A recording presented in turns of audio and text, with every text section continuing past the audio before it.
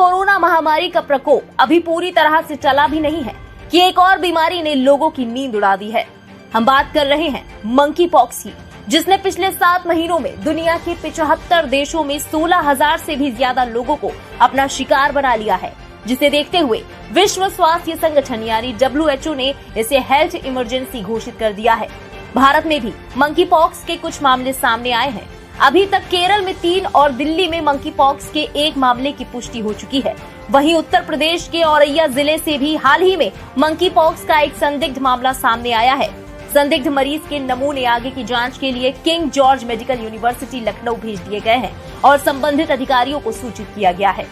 इसी बीच WHO दक्षिण पूर्व एशिया की क्षेत्रीय निदेशक डॉक्टर पूनम खेत्रपाल सिंह का बड़ा बयान सामने आया है। उन्होंने कहा कि ये क्षेत्र मंकी पॉक्स के लिए अलर्ट पर है और राष्ट्र इससे जल्दी से निदान पाने के लिए और इसके प्रसार को रोकने के लिए कदम उठा रहा है। उन्होंने कहा कि मंकी पॉक्स को इसके आगे प्रसार को रोकने के लिए सामूहिक ध्यान और समन्वित कार्रवाई की जरूरत है। The risk of monkeypox globally and in the WHO Southeast Asia region is assessed as moderate, considering this is the first time that monkeypox cases and clusters are reported concurrently in many countries in widely disparate WHO geographic areas, balanced against the fact that mortality has remained low in the current outbreak.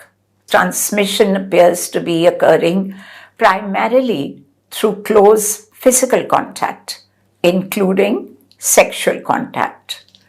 Transmission can also occur from contaminated materials such as linens, bedding, electronics, clothing that have infectious skin particles. Since the start of the outbreak, WHO has been supporting countries assess risk and initiate public health measures, while also building and facilitating testing capacities in the region.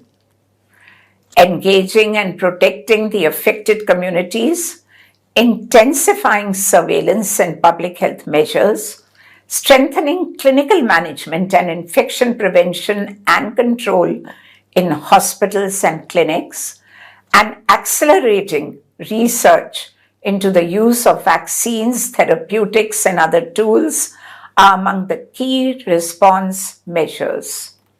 We need to stay alert and be prepared to roll out an intense response to contain spread of monkeypox.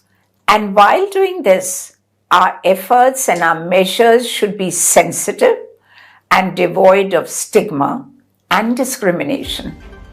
बता दें कि भारत के केरल में monkey pox का पहला मामला सामने आया था। कुछ दिनों पहले ही एक पीड़ित शख्स UAE गया था। वहां से आने के बाद ही उसके मंकी पॉक्स के लक्षण दिखाई दिए। टेस्ट किया गया तो वो पॉजिटिव निकला।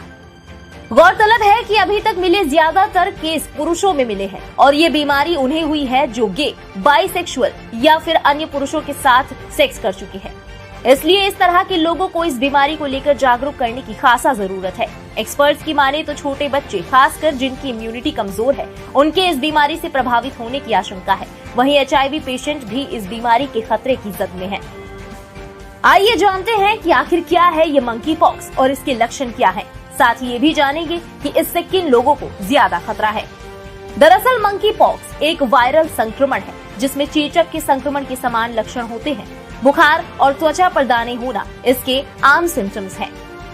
अब सवाल आता है कि आखिर ये होता कैसे है।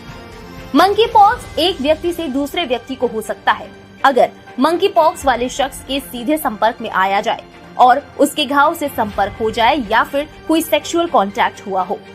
मरीज के कपड़े, बिस्तर, टॉवल आदि का कोई दूसरा शख्स इस्तेमाल करे या फिर मंकी पॉक्स के मरीज के कफ या छींक के संपर्क में कोई शख्स आ जाए तो उसे मंकी पॉक्स का खतरा हो सकता है।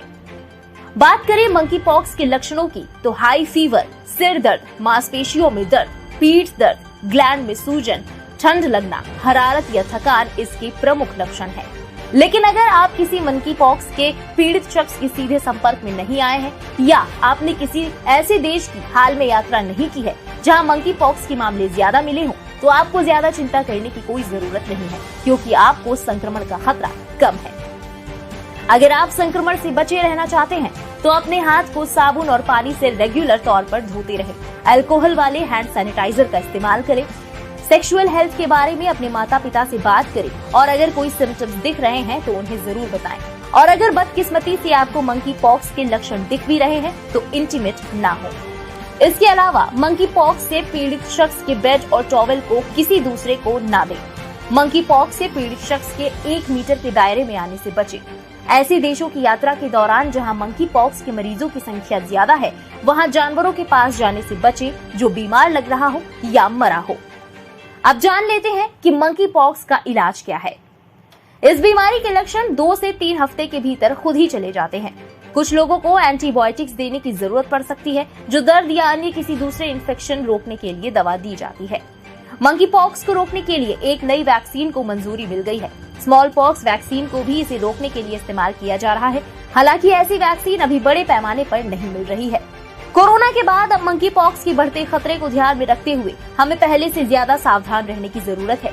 इसलिए सावधानी बरतें और जरा भी लक्षण दिखने पर फौरन डॉक्टर से संपर्क करें।